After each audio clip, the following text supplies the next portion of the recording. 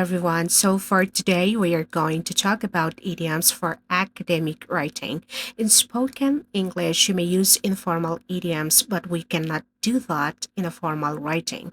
Remember, however, to use these idioms, which are academic idioms, when and where they are appropriate only. First on the list is trial and error. This is a process of experimenting with various methods of doing something until one finds the most successful. For instance, we say, children learn by trial and error. Next, let us look at this idiom, which is in the long run. It means over or after a long period of time, or in other words, we interchange it with the word eventually. Example, in the long run, smoking can damage your health. The third one on our list is across the board, which means applying to all or totally. The coronavirus has affected society across the board.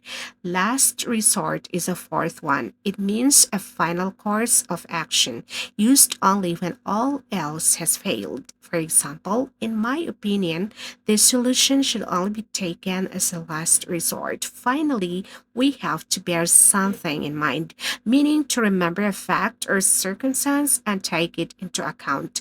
Example, bearing in mind that many people are struggling to survive, the fund should be redirected towards helping them.